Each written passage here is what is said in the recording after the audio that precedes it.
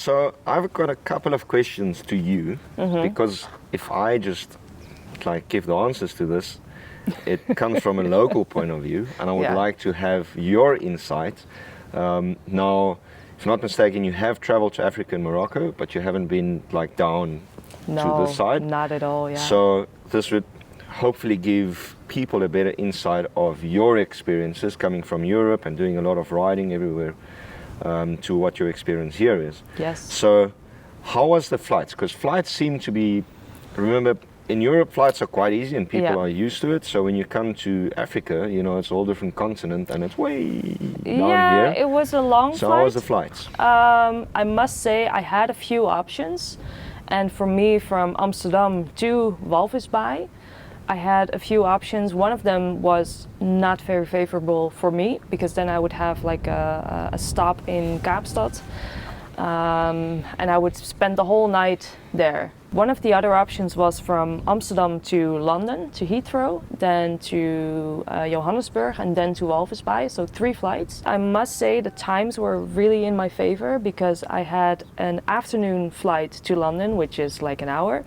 a night flight to Johannesburg, which was 11 hours, and then in the morning till midday somewhere I had the last flight. Just overall very good experience. Yes, it's a long flight. I mean, you're on and off airports all the time, but in this way I would do it again in a heartbeat. Namibia, once again, is a big country, and we covered a lot of distances and a lot of different terrain. How was the weather in general? Because we had pretty much, I think, a little bit of everything, even a little bit of raindrops. Yeah, so. In all my trips I've had -Celsius, I've had snow, hail, sunshine, heavy rains, thunderstorms, 40 degrees, 45 degrees, so it ranges up and down. And here it was actually, I think, an average of maybe, let's say 30 degrees. Yeah, very good weather. I mean, coming from Europe and being here in November, this is a blessing. Yeah, so this is actually our summer months that you're here, so it is the warmer time of the year. On the bike, we had a 40 degree.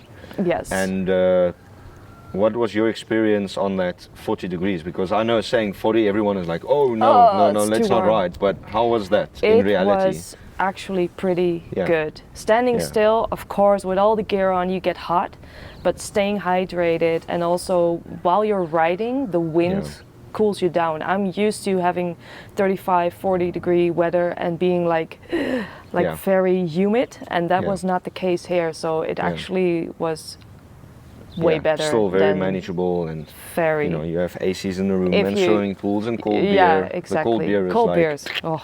Yes, that's a cold beer. Yes. We prepped the bikes, and then we immediately just started riding off into the. Well, we did Skeleton Coast first, and then we really started encountering some, softer terrain and more twisties. We did some mountain passes, and the south we did, we did up to 500 k's plus a day. That's not on the normal tours, but we really pushed to get in as much as possible. But even doing all those distances and a ton of different terrain, what was your experience like on the road? It differs. Both north and south had their good segments, their lesser segments, but I mean it's off-road mostly. We did have some really nice tarmac stretches, if not covered with sand because it just blows over, but in general the off-roading was really nice. We had a few sections. You mean like the dirt roads? Yeah, the dirt main roads. Gravel roads. Yeah. So it was, I mean, you do have those washboards every now and then. I forgot the name of the machinery that they use. Oh, the graders, yeah. So they kind of flatten it out. Scrape it, and that makes it a whole lot easier and a lot more fun.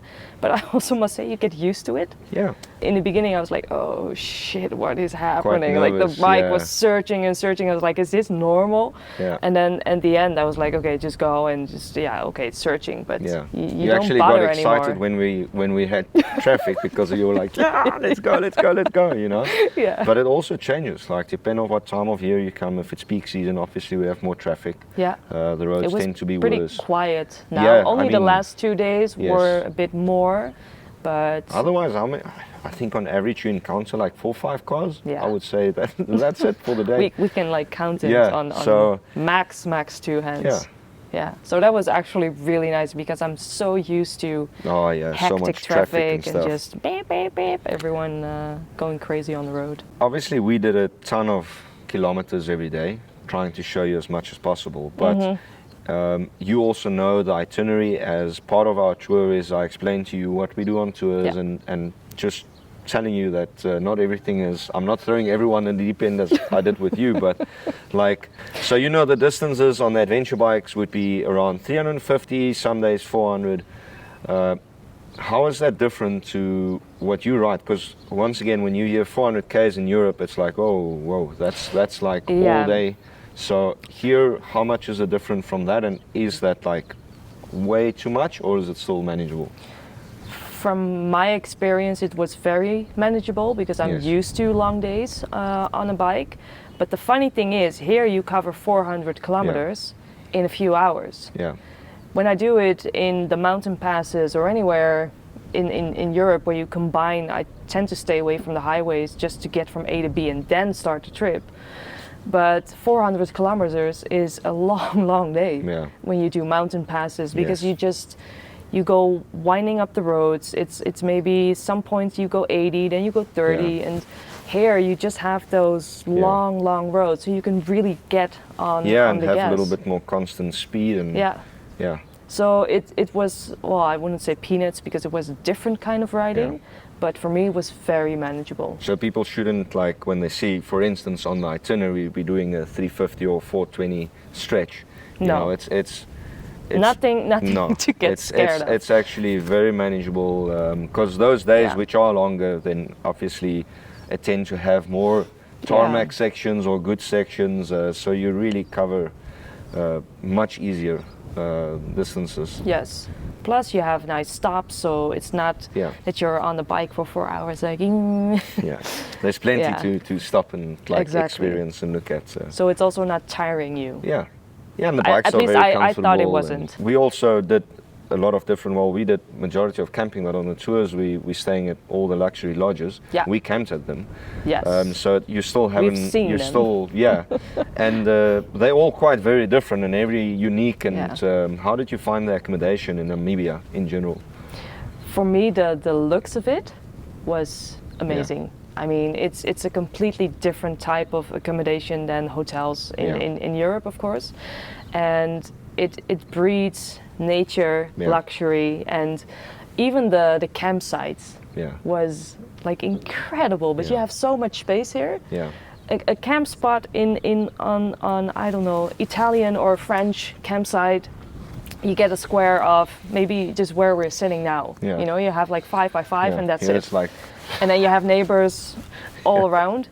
And here it was like... it's all mine. But the places were big. And I mean, even with the camping, I loved the fact that all the facilities were outdoors, you know, and just, it only adds to the experience of being here in Namibia. And from what I've seen from the lodges, it's just pure class.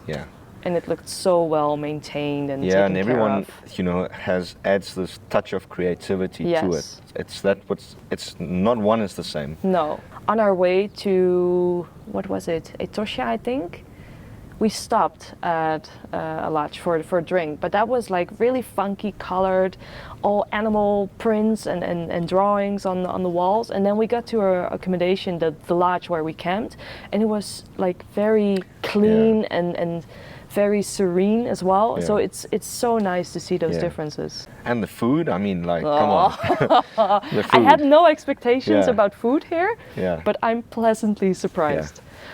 Lots of meat, but no, the food is amazing. Really, everything is fresh and everything, you just see how much effort is put in, and I love that. And a big diversity, like people would think that we've got a very wide range of dishes, you know. So. And I can say I've ate zebra and wildebeest and oryx, kudu. Did I?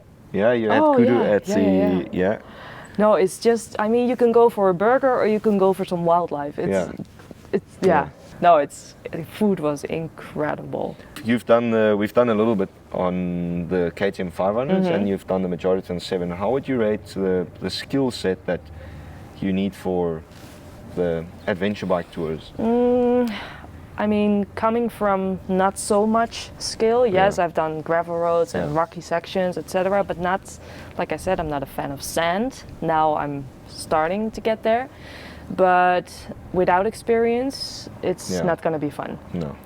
Absolutely not, because you're not used to a bike that is searching on the patches, and I think it would ruin my trip if I would come here without any off-road experience, gravel experience, and just being like shit the whole time. Yeah, just be nervous on the bike all the time and feel sketchy and unsafe. And exactly, that doesn't add to the whole thing that you're going to experience here. Yeah. A lot of people say that they have experience while they don't.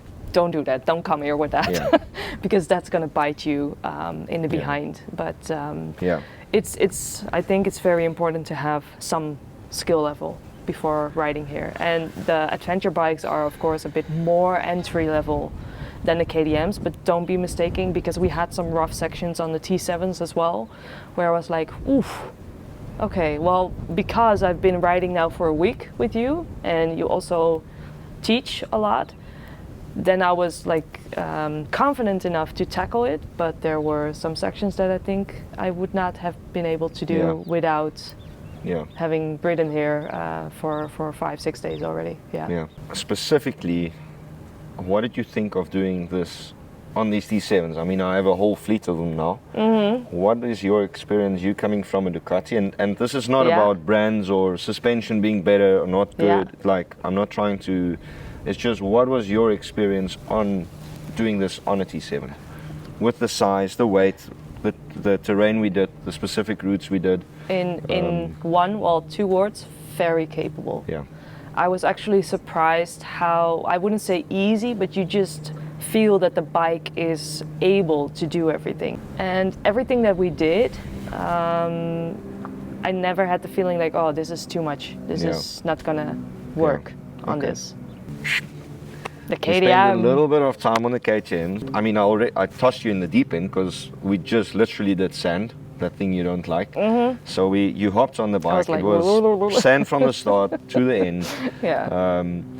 And then it is a 500cc. It's not a little dingy toy. But what is your experience on that? On the KTM 500s, on the off-road stuff we did? My first reaction would be, it was so much fun. Yeah. I like to work on a bike. I don't like to sit and just... So it was a bit of getting used to. It just handles so different than an adventure bike. But in the end, I was like, okay, I want more. Yeah. I want to just go. Yeah, and it's difficult. Like, anyone would know, like, hopping from one bike to the other is like, there's always little things that change. But if you hop from an adventure bike to a smaller bike or vice versa, it's, I mean, everything's different. Like, Suddenly you're sitting like way up on the bike and it steers all over, and it's, you know, it's snappy, and so I think you did really well. Yeah, maybe like the next one we try and get you on an off-road tour. I'm in. I'm in. Is Namibia safe? Because Namibia is in Africa, and there is a lot of things going on in Africa, and the news portrays a lot of things. How did you find, like, anywhere in Namibia that you feel unsafe, or your experience, I mean? I haven't had moments where I felt unsafe. There was one time where we rode through a village and there was like security everywhere. I didn't feel unsafe, but I was like, okay, well, it's probably needed for a reason, because everyone had gates and like cameras. But in general, I mean, we could just leave the bikes and the helmets and all the stuff on there, and no one is even looking at it. I don't think this is a country where people just snatch everything off your bike. I mean, we went to lunch spots where the bikes were almost out of sight, with the helmets on, with my cameras on, and even the keys in it. I mean, how easy do you want it? Do that somewhere in a big city in Europe and you're done. It's gone. You never see it again. But no, I haven't felt unsafe. On the contrary, I actually felt very welcome. How did you find the Namibian people, and also In most countries, or not most, some countries you have a big language barrier, because that for me kind of limits my experience, because I can't ask questions and really like, you know, communicate and just get as much out as I want. So language barrier, and then, you know, the people in general. Well, the language barrier was actually not that bad, because Dutch and Afrikaans has a lot of similarities, but also a lot of words that I should not pronounce in Dutch. Everyone they speak English so well. What's the difference between the north and the south? Because people always want to know, and I just say it's two different countries within a country, because it's completely different. But how would you put it in your words, like seeing it all for the first time? The north was, for me, a bit more blank in color. So a lot of deserts, a lot of beige and browns, and the south was very colorful, lots of mountains, crazy passes that we've rode, water, the river, Orange River, the Fish Canyon. So it's a diversity that I haven't seen in the north, but the north has its own qualities. So we kind of went from Swakopmund a little bit up, and then kind of in a straight line to Etosha. And you said that if you would go all the way north, you also have the river. And exactly. I'd say it's mostly the landscapes and the colors that make it a big difference. And I wouldn't know how to pick a favorite, because both had like the north we had like the Etosha wildlife experience, and then also the traditional, you know, like the Himas, where in the south we had wildlife, but you wouldn't find elephants, lions, rhinos. So it's difficult. Exactly. And the riding as well, like the north versus the south riding, you know, it's also south wide, big open roads, north a little bit more on the technical side of things. It's a difficult choice. And I think you really need to sit down and think like what you want to do. I need some time for that. Or just do both. I think adventure bike south, KTM's north. Special experiences and memories, just like in a nutshell, because I believe there was quite a lot. But it was so too much. Every day had so many moments that I'm like, like, what am I doing here? This is crazy. This is insane. Few highlights were Etosha Park, because for me it's unreal to see all those wild animals just so close, and we were very lucky with seeing a lot of animals so quickly already. I think within the first 10 minutes we saw lions and rhino. The Himas was truly magical. I mean, seeing how they still live and are self-sufficient with everything that they have there, just feeling so welcome by them. That was really amazing. And in general, just seeing the landscapes here, it's such a big difference. Everything is so wide and just open, and I'm so not used to that. So I think those are my top. Of course, the food and the people, and the list goes on and on. And I'm pretty sure, like when we run back through the tour, it like this pops up. Every day you get this. Absolutely. Like when you booked your flight to Namibia, like I don't know how much research you did before, but was this what you kind of expected Africa and your experience to be like what? Yes and no. Of course, I did some research into Namibia, not that much, because I also don't want to ruin it for myself with, I have this picture, and if that's not it, then Of course, I watch a lot of YouTube travelers that go all over the world, so I already got like a good impression of what was awaiting me. But once I got here, it was like, yeah. Nice. It's such a big difference if you see it on a screen and being in it on yourself. And I think with the videos that I'm making now as well, like documenting this whole series next to all the work that we did for your website, etc., I think it's going to be very hard to portray how big it actually is, because that's, I think, very hard to capture. But yeah, let's see if I can succeed in that. Yeah, it's just so vast. Yeah. I mean, it's just huge. And then taking all the highlights and that's even the hardest part. Yeah, so it's like, because there was just tons of of things going on the whole time, and Yeah. we did so much filming. And then what would you tell people that want to come to Namibia? Do it. What, like, book it right now. yeah. Just, yeah, no, I mean, depending on where you've been in the world, you might be surprised, you might feel like, oh, is this it? But I think everyone should have the experience of riding here because of the differences, because of the fast open landscapes, and it's just such a nice overall experience. You don't only get to ride, you have the food, the culture, beautiful landscapes. I've seen stars I've never seen before. Like, that's, yeah, unimaginable. And just being here and soaking it all in, it's truly a memory I will cherish for a very long time.